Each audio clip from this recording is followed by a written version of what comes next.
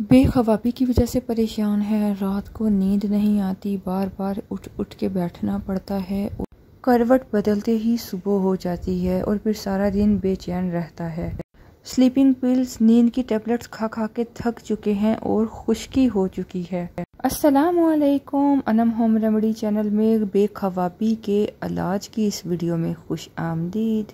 नींद पूरी ना हो तो सारा दिन बहुत ही आवाज़ार गुजरता है, ज़हनी दबाव में गुजर जाता है और हेल्थ ख़राब होती है। वो ज़बरदस्त रेमेडी है जिसके इस्तेमाल से बगैर दवाइयों के इंशाल्लाह आपको बहुत सुकून की नींद आएगी। इसके लिए आपको चाहिए ऑयल, जिसे आपने अपने पाँव पर लगाना है। जी हाँ, आप कोई सा भी ऑयल ले लें या सरसों का तेल लें और रात को सोने से पहले 5 मिनट के लिए, ज़्यादा नहीं, घड़ी का टाइम देख लें, 4 से 5 मिनट के लिए अपने पाँव के तलवों पर तेल लेकर मसाज कर लें। तेल लगा लीजिए, ठीक है, पाँव के तलवों पर मसाज करना है। यकीन मानिए आप दवाइयाँ भूल जाएंगे। इससे आपकी दिमागी खुश्की भी दूर होगी और आपको बहुत पुरसकून नींद आएगी।